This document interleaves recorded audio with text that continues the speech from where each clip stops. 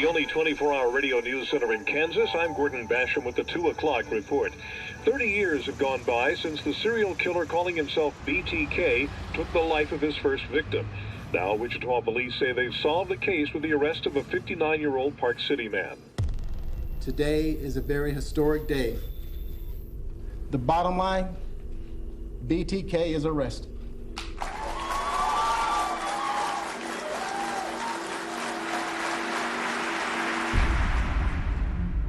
People in Wichita had been terrorized by the concept of this bind, torture, kill individual for 30 years, from 74 to 2005. It is without a doubt the most unusual case we've ever had here in Wichita. I thought this is a master criminal. I mean, he's eluded hundreds of investigators over the years. The man accused of being the BTK serial killer returns to a Kansas courtroom this morning. Everybody wanted to know what this guy was about, who this guy was, and more important, how he could kill 10 people, including 2 children. The hope is some of the burning questions people here are asking may be answered soon by Rader himself. Mr. Rader, I need to find out more information. Well, I mean, I strangled Mrs. Otero, and she went out, or passed out. I thought she was dead. She passed out. Then I strangled Josephine. It was so quiet in that courtroom, you could hear a fly landing on a piece of paper a mile away in there. Dennis Rader was in the center ring of a 3-ring circus, and the spotlight was on him. Because of his ego, he loved that, absolutely loved that. At that point in time, strangled her for the death strangle at that time. With your hand? There was no regret. There was no, I feel bad for doing this. What happened then? Trying to find a place to hide her, hide the body. Did you find a place? Yes, I did. Where? You gotta be kidding me. I looked at this and I thought, that is what killed all these women? To the car, put her in the trunk of the car. When people watched the televised courtroom confession of Dennis Rader, they basically thought they knew the whole story. But for me, that was just a start. Hello, you have a prepaid call from Dennis L. Rader, an inmate at Kansas Department of Corrections. To accept this call, press or say. When you went before Judge Waller and he asked you to talk about the details of all the crimes, what were you thinking? What was that like for you? Well, I guess I want to be truthful. I wanted to let people know what happened, and people were aghast that I would go like that. Whoa, it's like I was putting on a show or something. Were you feeling anything when that was happening? I just unloaded. Maybe it was a way of a pressure valve, I guess. Okay. Here I am, on the mountain. I'm Dr. Catherine Ramsland, professor of forensic psychology. I've been corresponding with Dennis Rader for over 10 years to try to understand what led him to become one of the most notorious serial killers in America. He really controlled Wichita during that time period. Rader wanted you to know he was watching you. He was aware of you. He wants you to feel his eyes on you. That's so frightening. I think it's very important to understand how any given individual could become an extreme offender. Why do they make these life choices? What kinds of mental states do we see in these people? The story isn't over because at this point, we still don't know, or at least I don't know, what caused Dennis Rader to become the monster that he did. I don't know. I'm not sure. Do you know? I think I know. What made you so sick, you son of a bitch? Dennis Rader is a monster. Dennis Rader is the worst of humanity. I don't want the story to go away until we find out why. Why did he decide that his life was going to be that of a killer? This is the first time that Rader has explored these topics in depth with anyone. Why did you want to put your story out there? The main thing is to help people like yourself understand a dark mind. You know, I lived a normal life, yet I had a real dark mind. And that's the $64,000 question. Why did I do that? Each serial killer has a unique set of factors that turns him or her into monsters. The more information we have, the more we understand what makes them tick, the easier it will be to prevent them.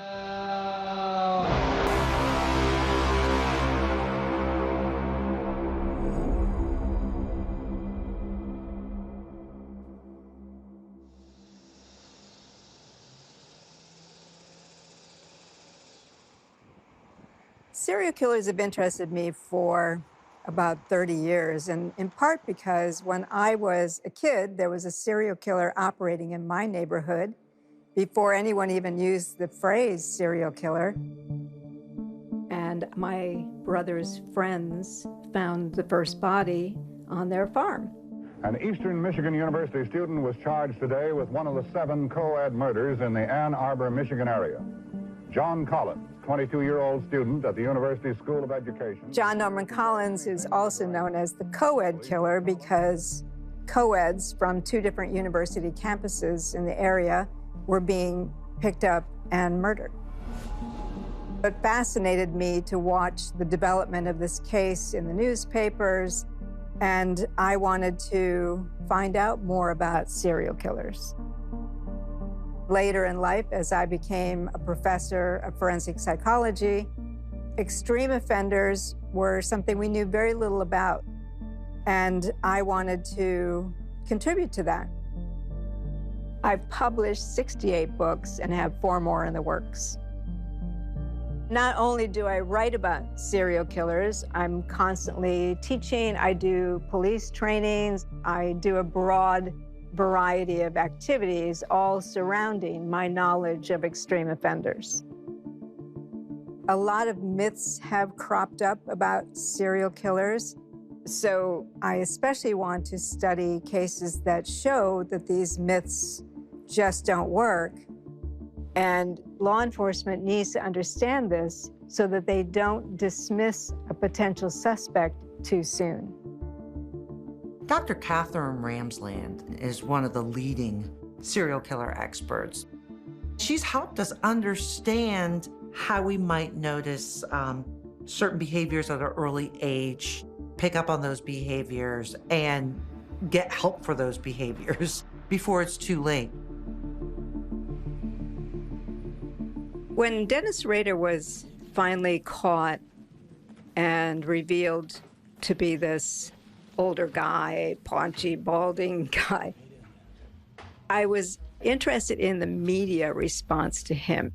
This is a man, a family man, who went home to his wife and 2 children every night. Doctor, why were there no red flags? Why did nobody see this? He was a church leader, a family man, right there in the middle of the community. You know, I'm amazed by that as well, that nobody was able to figure out that this guy had this secret life that he was hiding. The media wanted a specific type of person to fit the mold of serial killer. But he'd been a family man, a churchgoer, he had a job. You know, he basically blasted all the FBI stereotypes out of the water. One of the reasons I wanted to work with him was to look at someone who appears to be an outlier and see what he teaches us.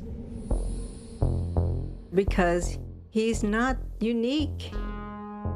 There are others who have been family men, churchgoers, seemingly normal people who have these thoughts and sometimes act on these thoughts.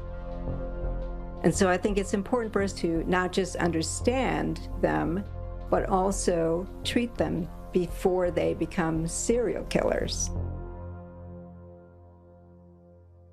My initial communications with Dennis Rader were kind of interesting. He liked the fact that I came in with credentials because it meant he was being taken seriously. But at the same time, he wanted to test me. He said he wanted me to solve some codes, and he liked working with codes. He began to send me cut-out pages from magazines and newspapers where he'd circle things and he'd make odd comments. At one point he said, I understand you're interested in recipes of the 3-layer kind. I thought that was strange because I actually don't cook, and especially 3-layer recipes, so I didn't really quite get what he meant. I put the whole alphabet down, A, B, C, D, E, F, and then I looked at each of the pieces of paper that had things circled or items in his letter that corresponded to the A, B, C, D letters, and wrote everything I could down. But then I began to see the things that he had circled, like beef, tangy, king, so there's K. And then it dawned on me what the 3-layer recipes were. BTK, for bind them, torture them, kill them. And so once I returned the code to him and said, okay, what's next? He recognized not that I had solved the code, but that I would play the game. So your fantasy life was more important to you than your real life, it sounds like. Well, I guess in a degree it was. The fantasy world was always right there, you know, not very far away. I could switch gears and move into one and move out of the other very quickly. There's a great value in understanding Dennis Rader and his motivations, the things that made him do what he did.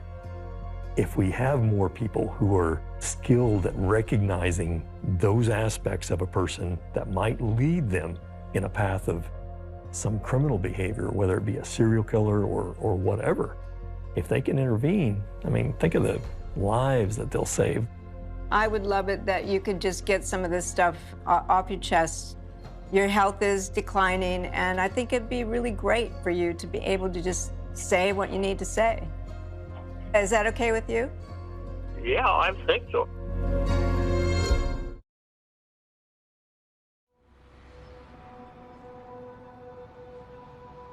People refer to Wichita as a big little small town.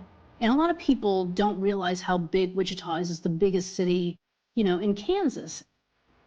And Wichita is just this very livable place with very friendly people. It's a small town with small town values, neighborly people, right in the middle of the country.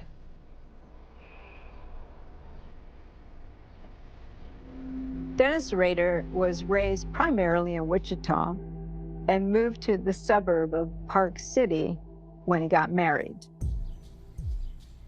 When I'm writing about any person, I want to see what they saw, smell what they smelled, feel the air.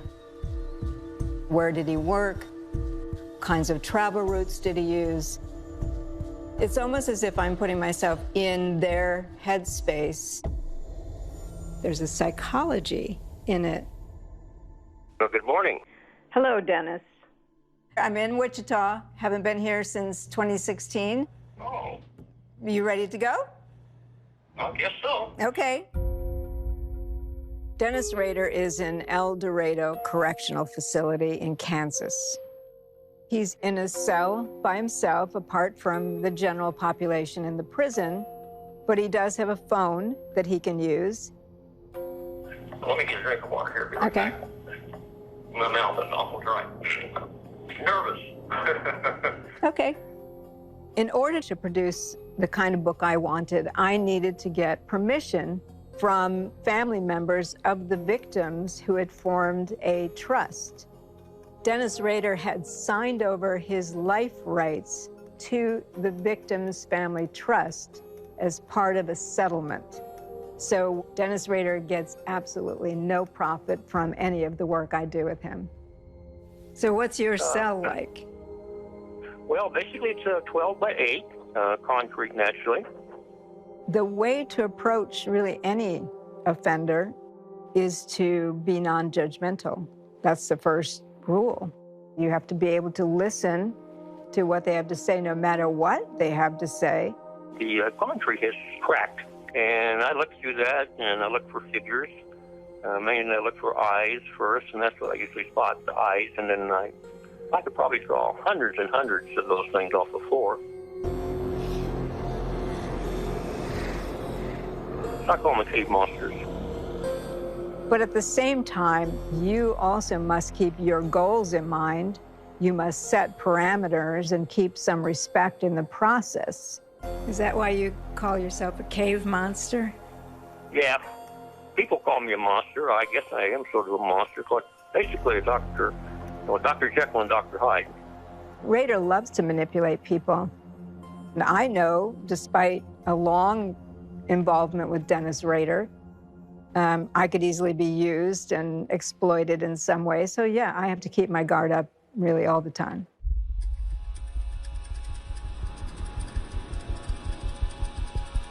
Dennis Rader was 28 years old when he murdered 4 members of the Otero family. By all appearances, Dennis Rader was an average Joe, and he lived in Wichita his whole life except for the years from 1966 to 1970 when he served in the Air Force. I met the Rader family before Dennis. We went to church together at Christ Lutheran. I remember Dennis coming back in '70 from the service. It was a big deal. All the people of the church who had been there for years knew him. So they were welcoming home and, you know, how you doing and where you going to work. We had an old basketball goal up. Dennis and his brothers would play. Dennis didn't like to lose. He was a little bit of a bully, arrogant, older, better, whatever, you know, those kind of things. In 1970, Dennis Rader returned from the Air Force, and he's 25 years old. The world that Dennis Rader is coming back to, the Midwest, puts a big emphasis on family values, where what matters is going to church, getting a job, getting married, and raising a family. His parents wanted to introduce him to a girl at their church. He met her and got married pretty quickly. What were you anticipating when you thought about getting married? What were you anticipating being as a husband? Well, I think the main thing I'm in is love. I was really in love with my wife, and I still am. I still have fond memories. Eventually, I think like any man, we fall in love. We don't really have any other thoughts except you want to eventually, you know, marry that marriage or person that you've met and falling in love with. The question is commonly raised, can serial killers, can they ever really love someone? If a serial killer has what we call the brain of a psychopath, their emotions tend to be shallow, and their ability to process moral information is distorted. If Dennis Rader talks about loving someone, it could be that he really doesn't experience that very deeply. Rader got his dream job, as he would call it, at Cessna, building aircraft. But then a short time later, he lost the job. And this was a big failure for him.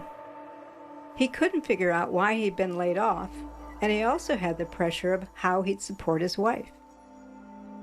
You got a job at Cessna, which you loved, right? And then you were laid off. What was that like for you? Oh, that was a tremendous blow to me.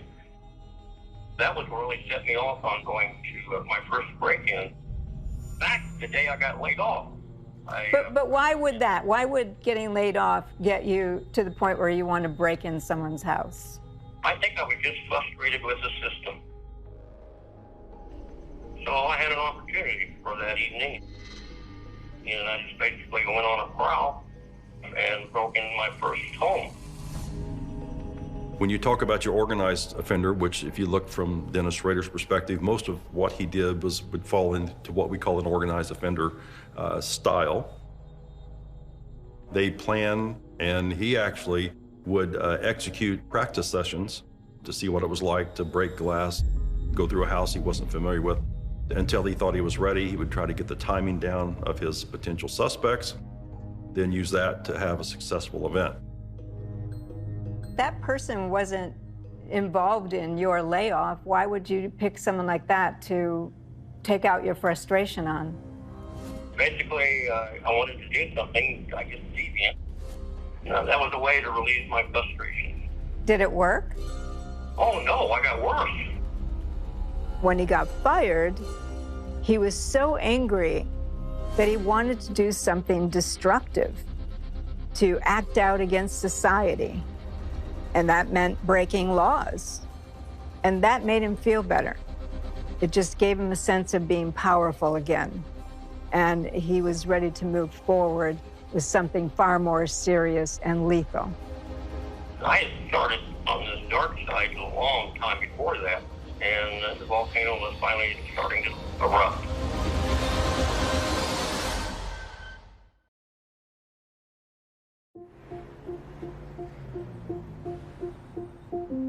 In 1974, Wichita was just a large Midwestern city.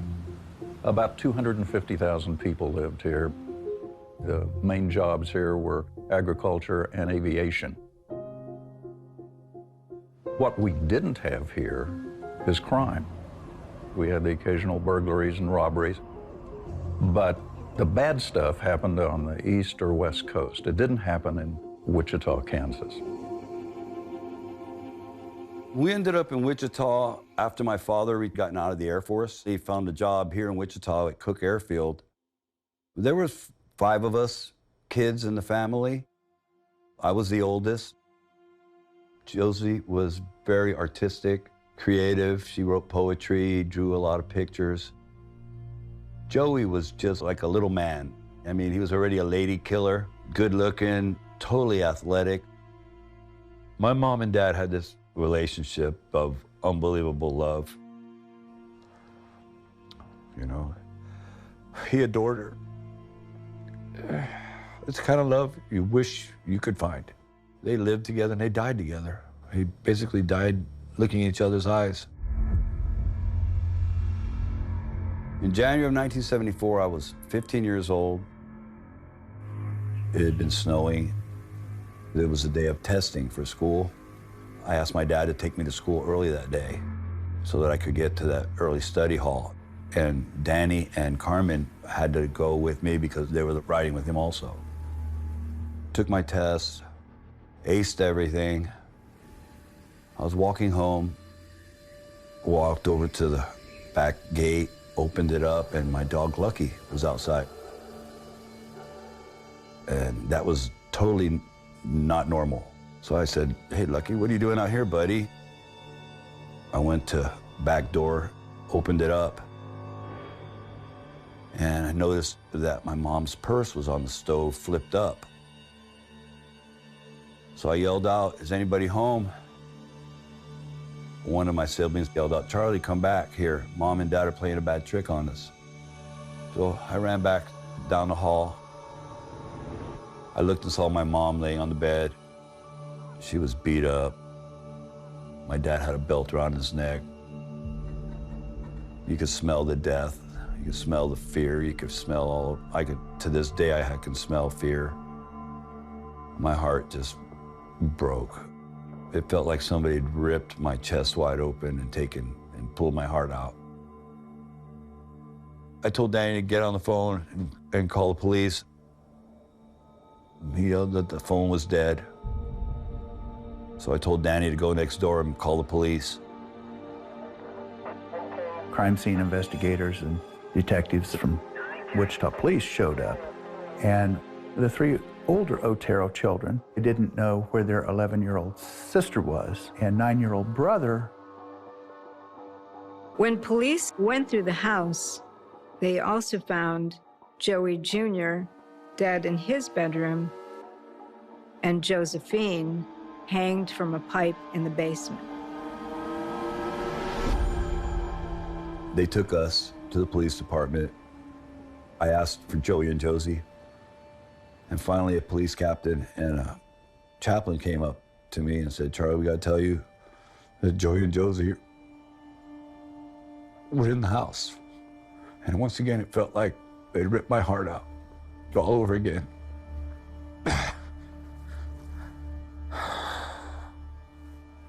Sorry.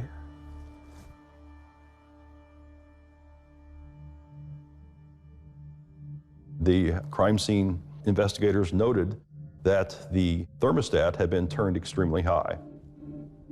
I turned the temperature up in the house so that would mess up their body heat temperatures. I did things like that.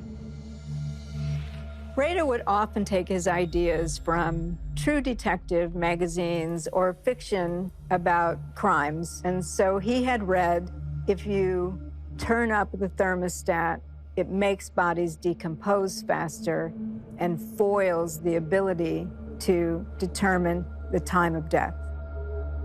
The lack of items stolen would give you the indication that the motive behind these killings was not a home invasion. It was more for the sexual gratification. The police, when they'd found 11-year-old Josephine partially clothed, there were semen on her and around her body. DNA was not even on law enforcement radar in the 70s. And that's one of the remarkable things about this case is the way the Wichita Police Department original crime scene folks collected that evidence and maintained it so that it was not contaminated, so that it was available for DNA when DNA came along years later. The Otero murders were the first taste of a maniac that we knew was loose somewhere in Wichita, somewhere in Kansas. We thought it was a one-off, a one-time deal. We were wrong.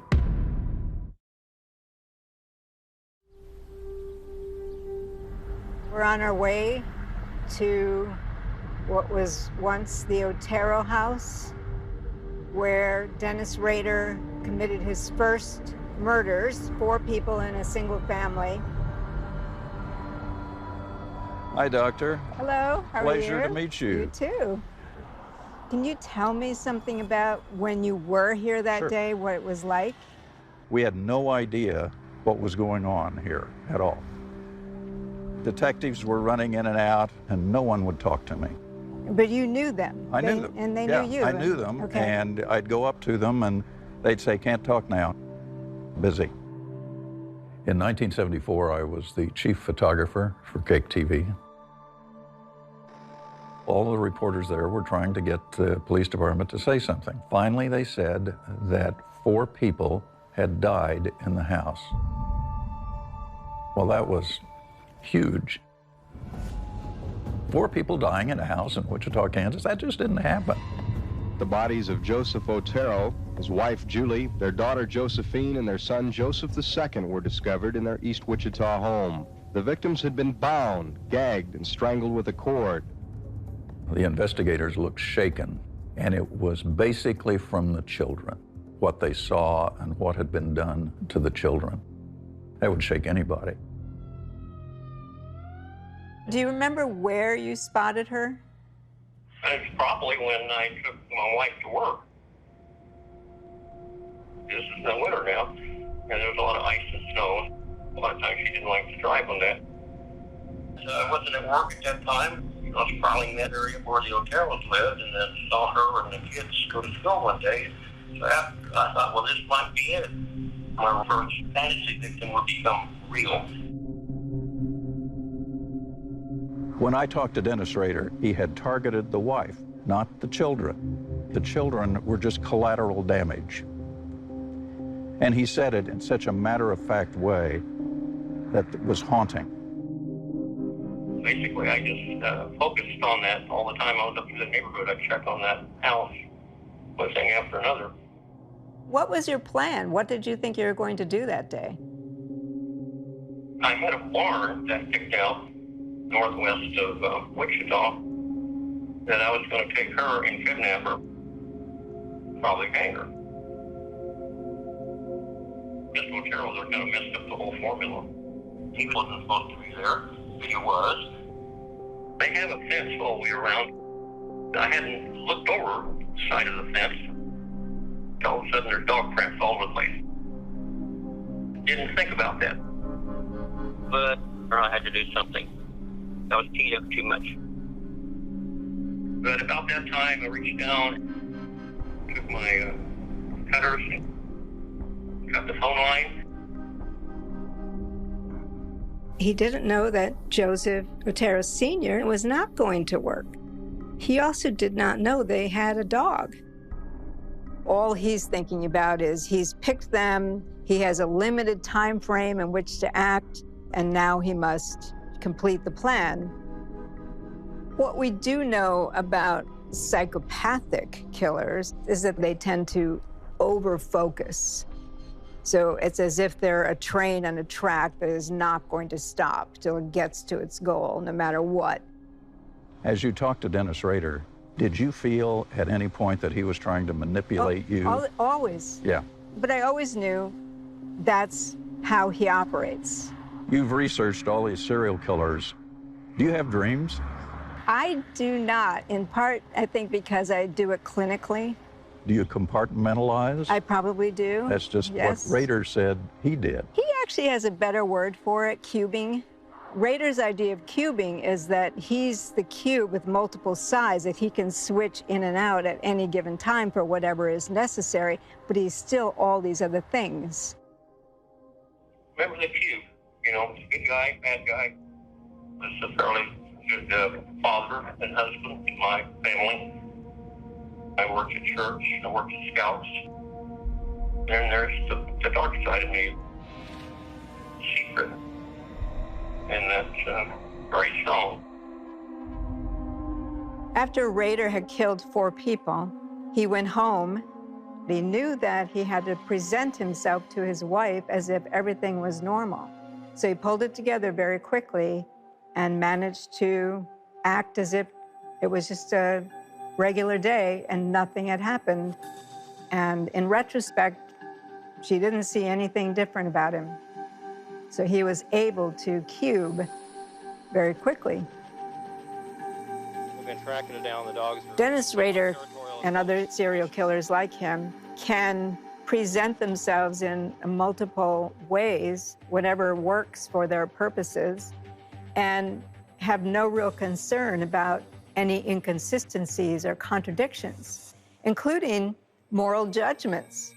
And so, yes, he can say he feels shame or remorse, but that can all be erased immediately if he's trying to present the face of BTK, the infamous serial killer.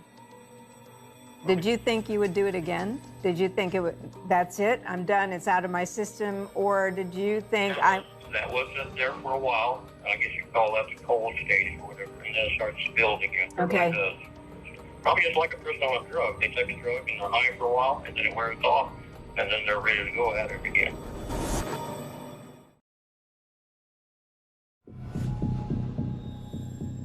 It was horrible for people here in Wichita, which was pretty much a sleepy little town, to all of a sudden find that this major massacre of a family had happened right here in our community. It was a huge story. Most people at that time thought it was a drug deal because no person in their right mind would kill a family. That didn't happen at all. Quadruple homicides today are still rare, thankfully, but you can imagine how rare they were then, and the kind of attention that kind of a homicide garnered, and the public outrage and the public fear and the demands that those investigators felt when lead after lead after lead led them nowhere. In 1974, no one in law enforcement was using the phrase serial killer. It would really end up being used later that decade and into the 1980s. But nobody really understood what serial murder was about, in particular, stranger murder. Fear spread quickly in the community. People began looking over their shoulders. Doors and windows were locked tight. Gun sales skyrocketed. And the prevailing paranoia was not without good reason. The Otero murders changed the life, I would think, of everybody in the city at that time. It did in our own household. We did not lock a door in our house until January of '74. When we were talking to the police detectives over a series of days and we were starting to find out what's happened, it reminded me very much of the in cold blood murders in Holcomb, Kansas in the 50s. It reminded me of that because I had been at the hanging of Richard Hickok and Smith. The Clutter family was killed by a couple of recently released prison inmates that had been falsely told that they had a safe full of money at this farm. The prison inmates decided to pull this home invasion, showed up, killed the family, the four that were present, in cold blood for just a small amount of money and a radio, transistor radio. When news of the Clutter murders rocked Kansas, it made a deep impression on Rader. You did hear that on the radio when it happened. Yes, I heard it. We were on our way to high school. I was 14, sophomore. I rode to school in one of my employer's daughters in a station wagon. I always had a crush on her. And I loved sitting in the front seat, and she always wore a skirt. And it was on the radio, and I heard that. Dennis Rader was especially interested in the fact that they had been bound with rope before being killed, because he himself loved the feel of ropes around his waist, and also in his fantasies, he would be using rope to bind his victims. So the fact that the Clutter family had been bound with rope appealed to him.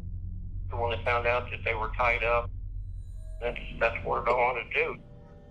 That went back to the bondage thing.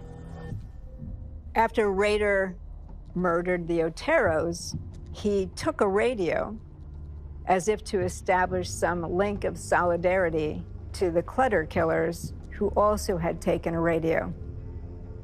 Rader aspired to become a serial killer, so that meant he needed to study them in order to figure it out.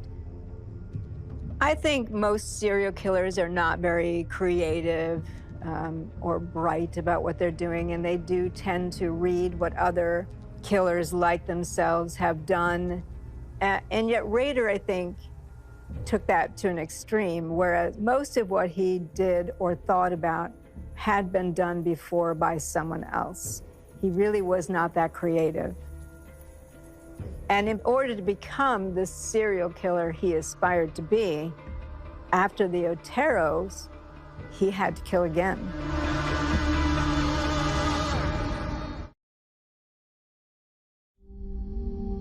After the Oteros, the Catherine Bright murder wasn't very long afterward.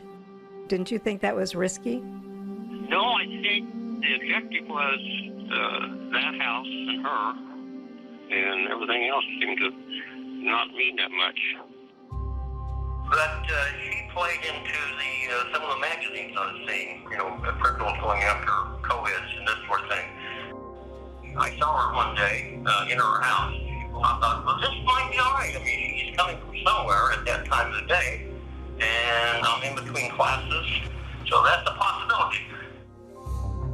At this point, he was going about his life as a student at Wichita State University and a husband and hoping to start a family. It takes a different type of mentality to commit a crime during daylight hours, more confidence, and the ability to blend in than it would to work under the cover of darkness. So that tells you a little bit about the mentality and the planning that was going into these crimes.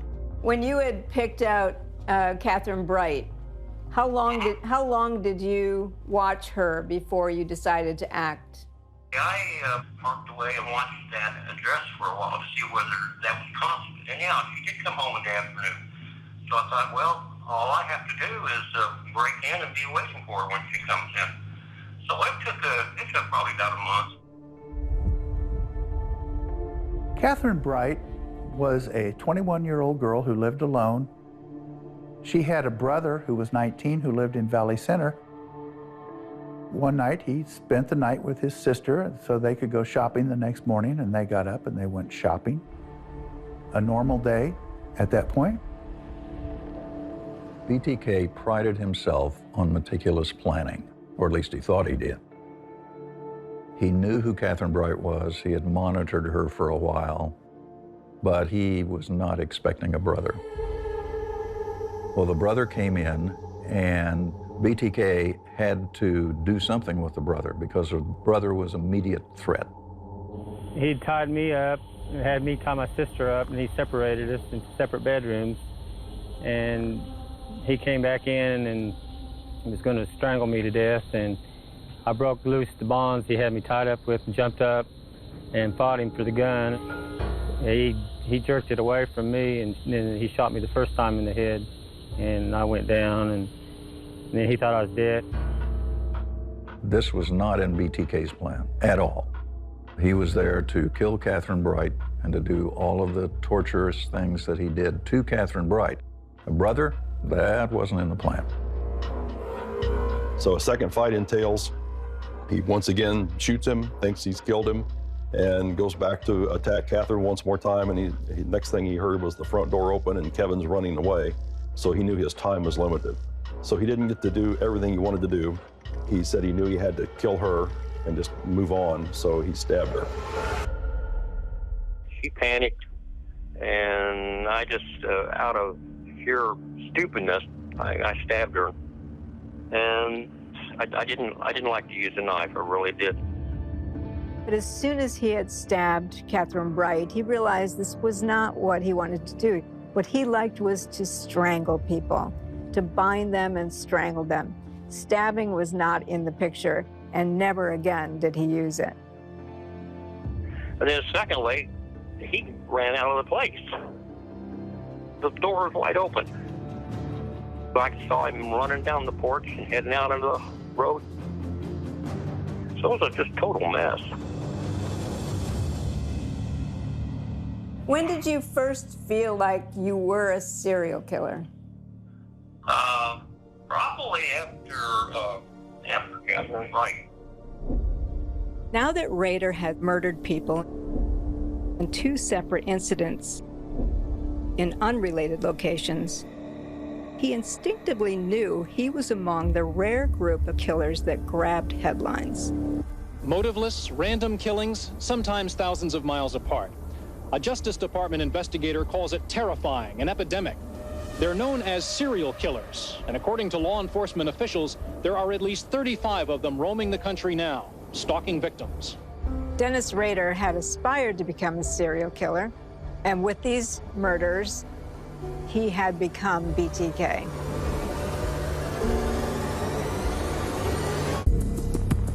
He loved murder.